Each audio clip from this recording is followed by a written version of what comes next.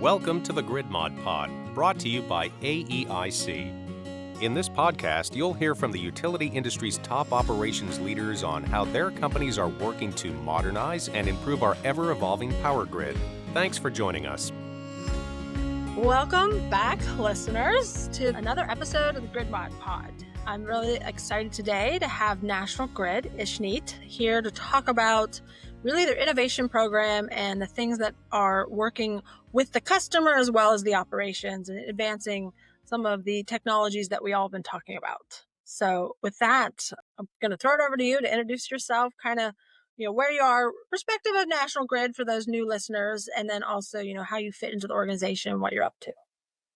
Fantastic. Thank you for having me. My name is Ishneet Kaur. I am the Director of Innovation for National Grid Partners, which is the corporate venture capital and innovation arm of National Grid, which is a gas and electric utility here in the Northeast, as well as in the UK. To give perspective on my role itself, so we are, as I mentioned, a CVC group, so we've invested about $500 million in startups for equity ownership, and we also do deals that are strategically relevant to National Grid. My role specifically, I would say, is to create like a feedback loop between strategy and innovation. So when we think about strategy, it is the current state of the grid and where we're playing in innovation today and what the roadmap looks like for the next few years out. And the innovation side is to look at those white spaces where we want to fill the gaps, where we want to create products as well as partner with the best-in-class startups, and also to just be aware of the advancements that's happening in the industry itself so we can incorporate them into our strategy. I've had a lot of experience with strategy and then innovation and noticing that a lot of utilities in the last really 5 to 10 years have to really kind of position themselves to be able to observe what is happening outside the walls of the utility while maintaining that 24/7, 365 operation, keep the lights on. And a big part of the grid modernization discussion and then the journey and the transformation that's occurring is that mindset shift, that strategic understanding that you need visionary leaders and leaders that can empower those that understand the grid of how it was and what it is today, while also having one foot in the awareness of what's coming and what is to be. And that in itself is a special talent that, doesn't just arrive. Like, it has to be nurtured and it has to be understood. And then you have to create the language to even get the buy-in from all parties. So I love how, you differentiated the word strategy and innovation to the conversation. Very exciting space to be. And I will say, we've actually had a few of your innovative technologies that you all are supporting on the Grid Mod Pod. So making a difference. Because another thing about the utilities, very risk adverse, do not want to be the first movers. So really looking for those that have the ability to champion and drive some of the newer ways of thinking or the newer technologies that are available and creating that, transition. So with that, I'm going to throw you a softball just to explore, what role does technology play in shaping the future of the grid? And I guess I'll also say grid modernization, it's really more about the people and the processes, and the technology is an enabler of exploring the changes that must happen with the people and processes. So that's kind of why I did the air quotes. And anyone that's listening to audio, I was air quoting. So I'll throw that over to you. How does it play, and what are some of the key advancements that you're seeing? Yeah, I think we are at a very interesting point in the energy space in general. When we look at the last 20 years, we know that the electric demand has remained relatively flat or stagnant. And now we are dealing with an increased electricity demand driven by, data centers, manufacturing, EVs, and so forth. And to put maybe a little bit of statistics there, some estimates suggest that the electric demand is increasing annually by almost 3%. Data centers could be using as much power as 40 million homes. That's a report according to BCG. Another one suggests that data centers could account for 44% of the electric load growth from 2023 to 2028. And so Another quote for the EVs suggests that, the utilities would need an investment of anywhere between 1,700 to 5,800 per additional EV that's wanting to charge on the distribution network. So that in itself is something that we haven't dealt with for the past 20 years. But then there's other factors as well, right? Like with the renewable energy sources, they are more intermittent just by the nature of them. We've also heard about the need for the electric grid build out and the long interconnection queues, right? So like those are at the face of it, really big challenges that the industry is facing. And so the role of technology, it's almost like there is no other way left but to adopt, as you said, technology as an enabler to help us deliver what we are meant to, what we are mandated to. And so when we, look about technology, I think a good way to group that might be operational efficiency. And I know we touched upon it in the intro itself. So like anything that makes us more efficient, it could be things like going from, paper-based or time-based vegetation management. Instead of cutting our trees around lines every 3 years or so, we do it based on the conditions using, satellite imagery, LiDAR, what have you. It could be things like the, grid enhancing technologies, dynamic line ratings, and so forth. It could also be using AI in procurement, in customer call centers, and so forth, even digital twins, right? So like just anything that helps us test changes and, model things without risking disruptions by being very careful of where we're spending the money. So more doing smart work instead of hard work as we've always done.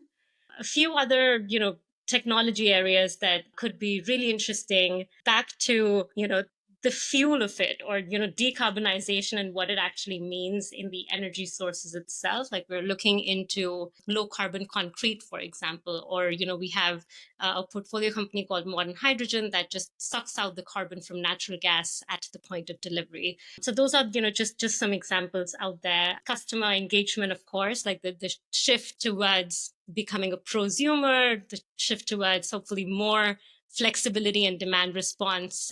We're all about it. So looking forward. That's a full array. That's a varying stack.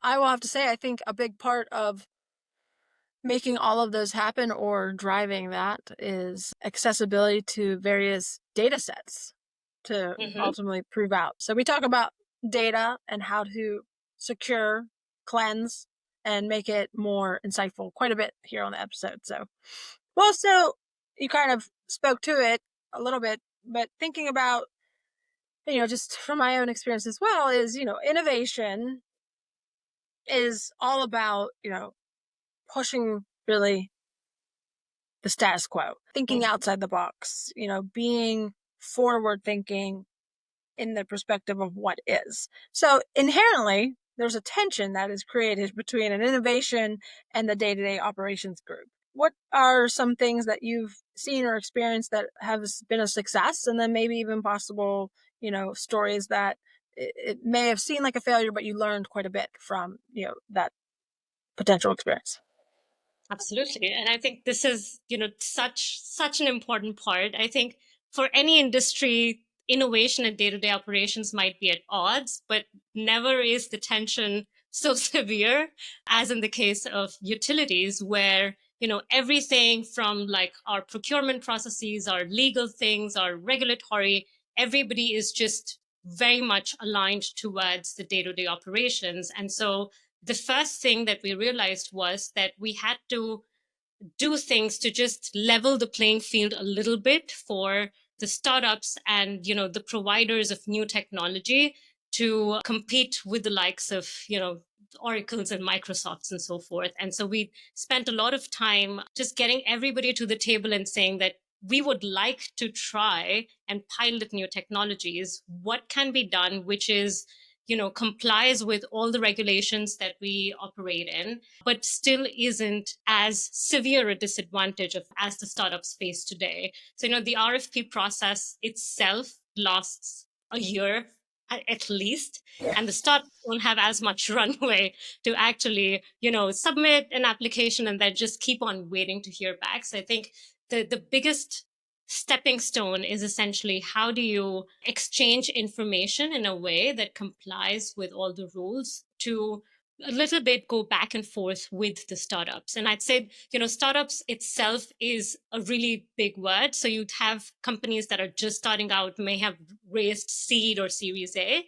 And then you have your growth stage startups that, in the industry, they've actually done pilots with some utilities and so forth and have case studies that can give you a bit more comfort. And so I think what's, worked really well for us as a team is we have access to our own sort of alliance of utilities where we share best practices and experiences working with startups and help really build those connections to provide that comfort. So it's been, providing comfort internally within the different parts of the teams as well as externally of how we as, regulated monopolies, we have that advantage of just sharing learnings and best practices with each other. So how can we be more transparent and build collaborations externally? And I think the other thing I'd say is just that the trust doesn't get built in a day between innovation folks and the day-to-day folks. Like it just takes time, especially, in my background, like I came in from a management consulting background in the banking industry. So I didn't really know anything. And I just owned that fully. And I came in and I said, I don't know anything about how utilities work, how electricity works. I just flip the switch and it goes on. And so just tell me and, guide me and teach me what I need to know. And then, maybe I'd ask some questions on the way that would just spark some insights and so forth. So I think it's just about building connections and trust at all levels of the organization. Yes, I think you spoke to a huge gap. And when I say gap is, we as humans don't understand fully like the complexity of the systems that we typically work within. No matter, where you come from, it takes another craft or skill set or a mentor or leader from the very beginning is how invaluable it is to realize that multiple perspectives with multiple backgrounds can provide incredible value. And, being the utility and what it has been, it's very methodical, stringent. They built this technology over 100 years ago, and we've just been following that roadmap. And there's a culture that was created in that space. So, this adaptation of what you said, coming in fully transparent, I'm coming from this perspective. I don't know what you need, but let's build that table of trust. And I think I just reviewed my last podcast and I went on a little binge about the word trust. So I feel like it's resonating greatly in this time period because it is not formed overnight. And like you mentioned, the procurement processes that we've created over time were created for reasons that, fundamentally, if you think about it, there was levels of trust that were broken. And so right, wrong, or indifferent, we've then created systems to, avoid some of those mishaps. And so now we're like full circle, like we need to this agile conversation happening when we're advancing this new technology. So anyway, I just love, that perspective. And for all us operators and those that understand the system, truly being able to open that mind and that mindset shift that, there are other ways and let's do it together. One area you mentioned, and I think it's a hot topic, and it's almost maybe you could think low-hanging fruit because you're not really touching the actual physical grid, which makes a lot of people nervous, but is the customer engagement, right? Is creating solutions or technologies that are quite innovative in regards to engaging the customer in ways that the utility hasn't done before. Do you want to explore some of those examples? Definitely would love to. Like when I put my customer hat on, I think about how do I even make buying decisions, right? So like I think it's based on brand, like I really want something and I want to be associated with it. It's either just the product itself, right? Like it's faster, it's cheaper, what have you. And maybe the third element is just the experience of buying. And maybe that's why so many of us are just hooked on to Amazon, right? And just buying things on there. And so, with that hat, like being stuck with a utility, and I'm also using air quotes for those of us listening, is essentially I can't really or couldn't really change utilities, even if I were fed up with their services, even if they had a clunky user interface and so forth. But now I think we're at a point where the role of the customers is increasingly becoming important, and utilities are also, recognizing that and appreciating that. And so, moving away from just consuming electricity, I can put my rooftop solar, I can, have storage, I can have heat pumps, and I can have an EV, right? So in a way, of course, like it depends on the socioeconomic sphere of where the customer is. But there is a lot of things that I can almost be more in control of. I can, work with my utility to understand the pricing signals. And, obviously this is what you're an expert with, Elizabeth, is in terms of just like demand and flexibility, and like how do you become more intentional, interact with your energy consumption in ways that wasn't possible before. I think, if I look into the future, I would love to have just IoTs all over my house, and just to have essentially it ask me every day, do I want to be comfortable, or do I want to be, increasing the incentives that I get from the grid? So everything I want to be working in a fashion, and that's hopefully where we all are heading towards, with prices based on the usage and everything that you are getting more in control of in vehicle to grid technologies, in just being more interactive and so forth. But I also love your thoughts. Thinking about, this load growth that we're experiencing now, and a lot of the drivers that may have, been created, or mandates or regulations that have driven it, we really formalized it around a set of words, right? That really allowed some progress, but also has really deterred a lot of progress depending on positioning and agendas, which fundamentally I think we're learning very quickly that all matters. And so when we think about energy efficiency in the late 80s and 90s, as an industry, it was like, whoa, we're not going to be able to continue to expand the grid at this rate just from, we've been compounding this large infrastructure year over year. Let's all use less energy, which fundamentally was a detriment to the utilities. Like, that's our commodity, that's how we sell. But now I think it's fascinating, just in the last 3 to 5 years with this enormous load growth, that like if you think about the timing, electrification of our transportation and then electrification of our heating and cooling became viable and scalable and actually manageable to the point of the individual consumers to like take part in the decision. And so we started to see as an industry this load growth occurring, which was something that we all in the industry for the last 30, 40 years would love to have had, because it really puts the business model back into its reality. And I have a point.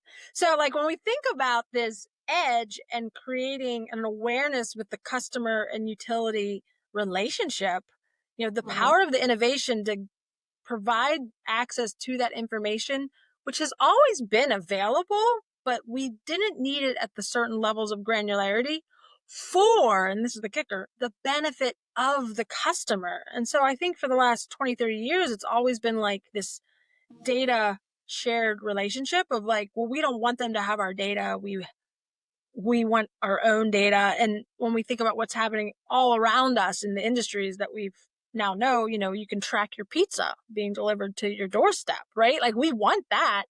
So why wouldn't we want the more intelligent data folk that have access data to understand how our current systems are consuming energy and what can be done from a programmatic or a communication perspective to help us bridge that gap? So I think, and that's why I said it's like low hanging fruit.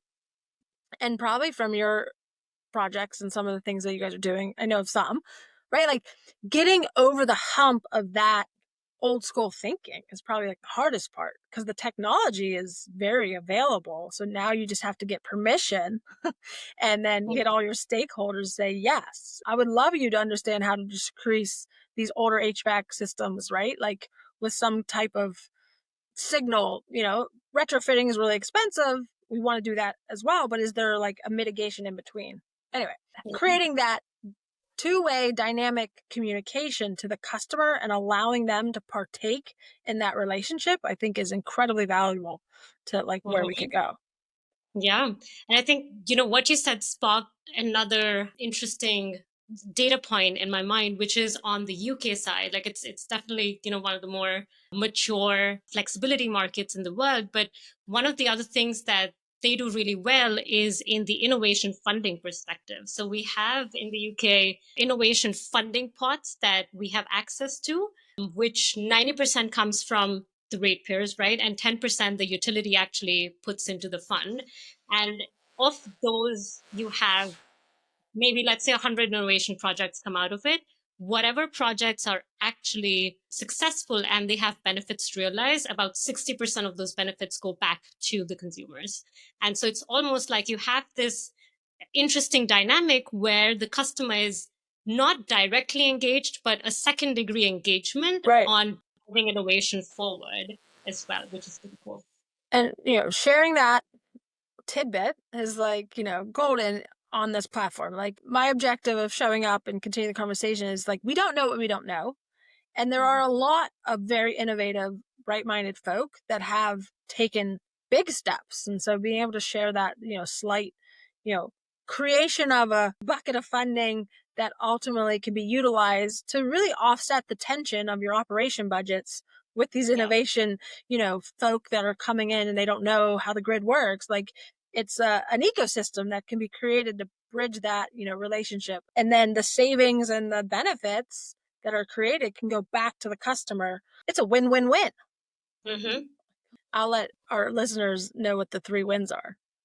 Thinking about, your journey and some other, aspects. I know it sounds like you have a large portfolio of projects. We've talked about a little bit, but like specifically now, what is kind of, and this might be too big of a question, but what at the top of your head, barriers, right, to that innovation sector? We heard about there's the financing, there's getting the right people in the room, getting, understanding the stack of your products and which ones will move forward. But like, through all of the work you've been doing, what are some takeaways, nuggets of wisdom? Yeah, definitely. I can speak maybe more at the US industry level because I led one of the benchmarking exercises where we interviewed almost 220 executives working in the innovation space for US utilities all over the place. So it was pretty insightful and I think very much similar to how we think about this as National Grid as well. But essentially, it's compliance is the biggest priority for any utility. And so it's essentially where does innovation get prioritized is really important because compliance is day-to-day operations. Innovation is further, maybe 5 years down the lane, maybe 10 years down the lane. So how can you convince your executive leadership team as well as your regulators? And funding is a core piece of it in terms of what actually matters and what are the kind of things you should be funding, and funding not only in terms of money but also people and time, right? So it's all your resources. And so where do you put that is a very important piece of it that needs to be figured out.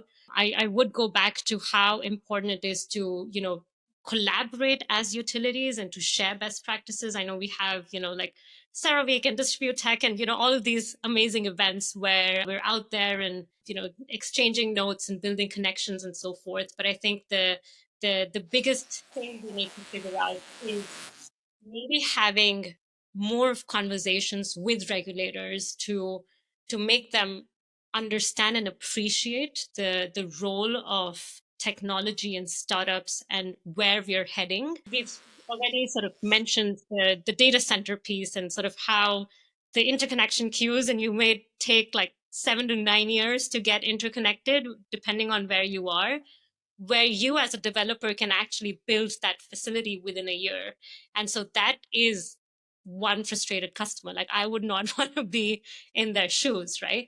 And so I think we're increasingly heading towards a place where there is no other option but to adopt and deploy technologies and innovations at scale.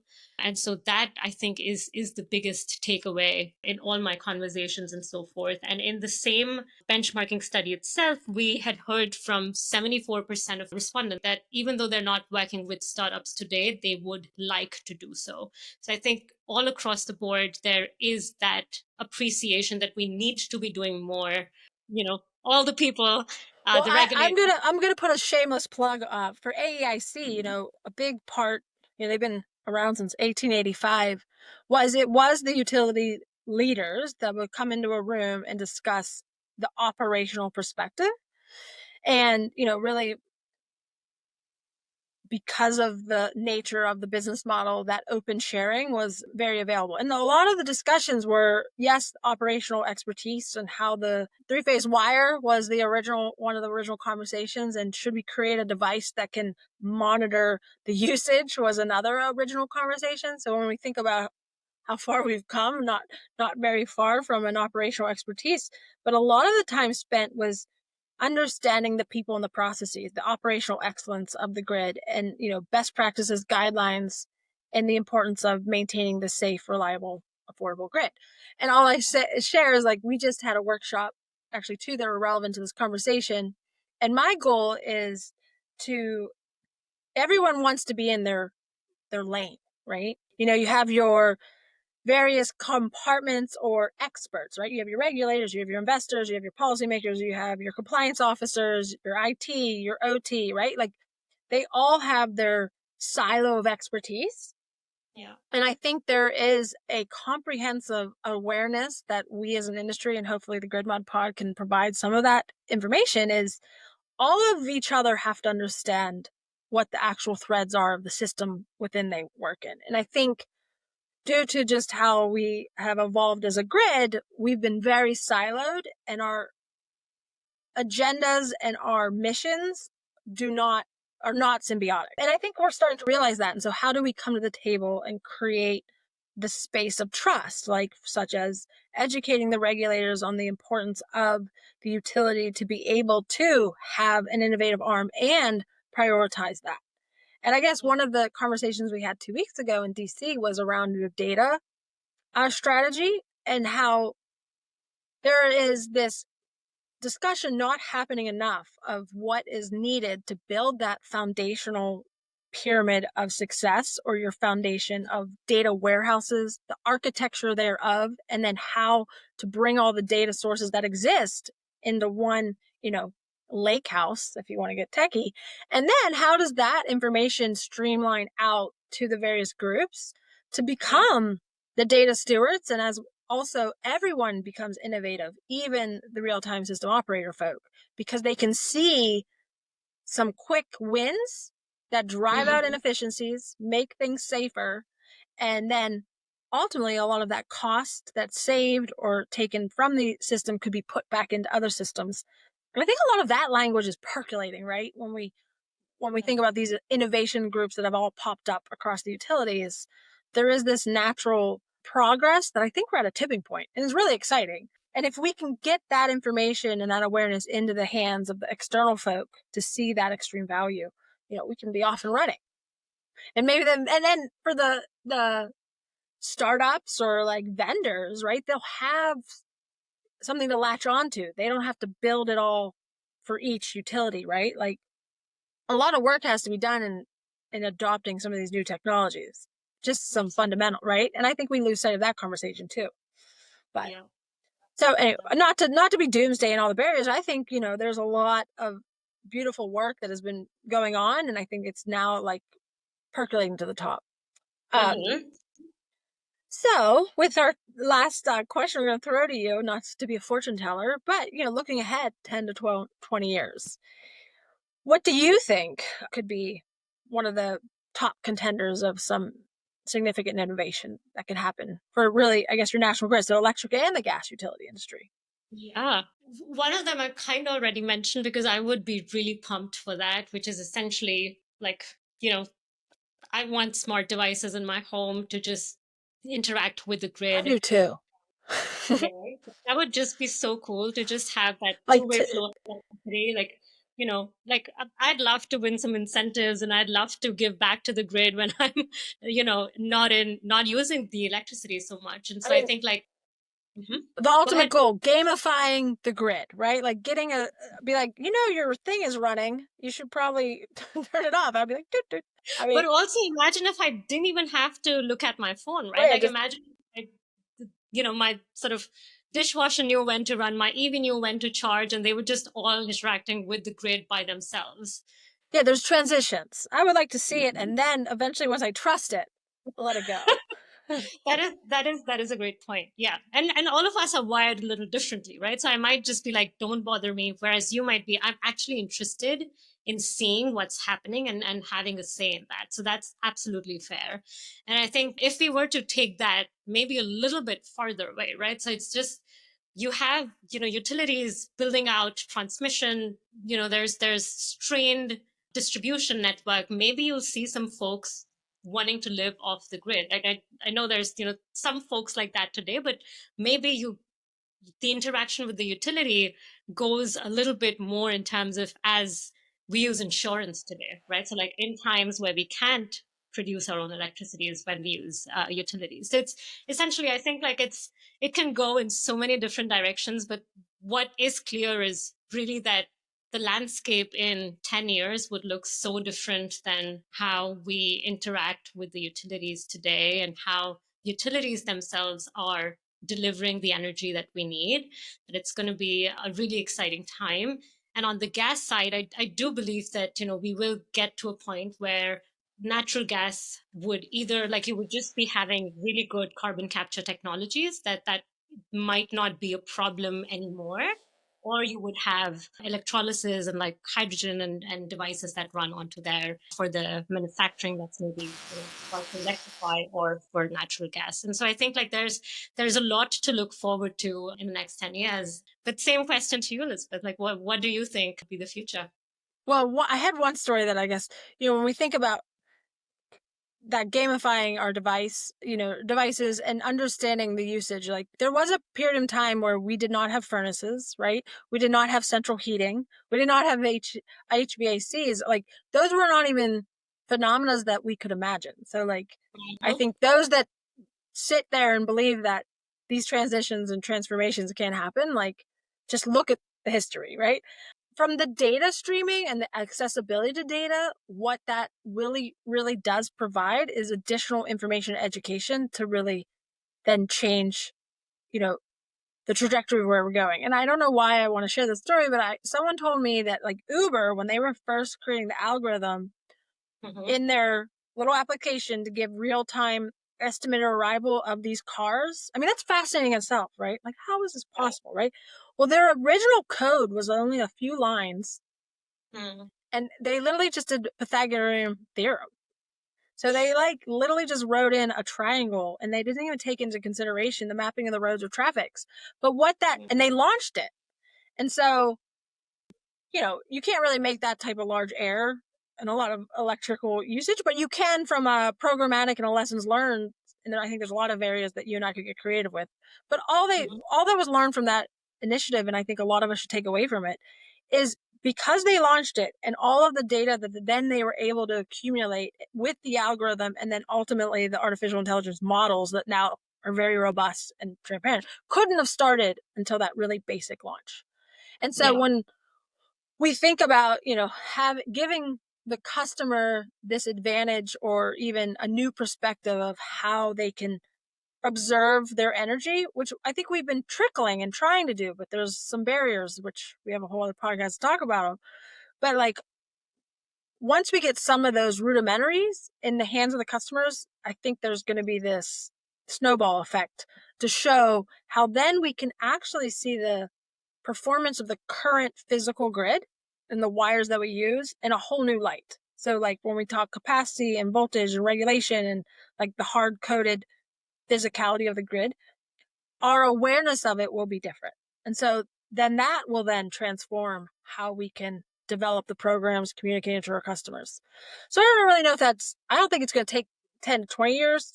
I think there's a lot that can happen very quickly if we had accessibility to the data and that full visibility. And then if I really want to go bust, there could be a world where, it's like the milkman. They deliver a battery pack to your front door every 30 days. And then an electric vehicle takes it up to the large power plant that wires up, like no wires, right? Charge up the battery packs. And then you're just shipping battery packs into the homes that used to not have furnaces nor had central heating, but now they have, a panel. But anyway, that's, but I don't think it's far off if we, really lean in and open the doors to like some of these creative thoughts. Thanks for asking. Yeah, and to go back maybe full circle to the Uber app, right? And trust essentially is what came to mind. So Right. imagine, we're just standing there getting asked to go in somebody's personal car and it's a stranger and we're like, what? Why would I even do that? But from there to now that there's like carpools and there's, Uber for teenagers and so forth. I mean, I've gotten my teenagers some Ubers, so it's fascinating. It can be done. Okay, well, this was lovely. And I guess I didn't ask the one question, but, with a couple seconds left, what skills and expertise would you believe, talking to the next generation of workers or, students really could lean in on to help support this transformation that we're having? Yeah, I think energy sector would be such an amazing choice for anybody to come in. Like we as utilities need to do a better job at attracting talent and like building a brand like any tech company would. I think like that's what we need essentially to enable that transition. So we need as many, data scientists, cyber engineers, product managers, finance folks, everybody across the board, essentially people who are willing to learn and ask questions are everybody we need. So I think we just have to build that knowledge and that appreciation of the mission-driven folks to come and join this industry, because as you said, it's at a tipping point and things are getting really, really interesting. Yes. And so I'd argue anybody who wants to have an amazing career and filled with opportunities to disrupt and to learn and to share would be great additions. I love it. And on top of the data scientists, we need some data architects and some data engineers, which I learned in my last forum, but as well as the engineers, and keep them coming. Mm-hmm. Okay, I love it. Well, thank you so much for taking time and sharing your guys' journey. I look forward to seeing some of the new products you guys are putting out there, and sharing this with you was a great experience. So thanks, Ishna. Thank you for having me. It was such a lovely opportunity. That's a wrap for this week's episode of the GridMod Pod. Thanks for tuning in. We hope today's conversation got you thinking about new and creative ways to improve our power grid. Be sure to subscribe to our YouTube channel to be the first to hear new episodes. This podcast is brought to you by AEIC, the place where operations leaders come together to share knowledge and provide guidance to the electric utility industry. We'll be back with a new episode next week. Until then, keep powering on.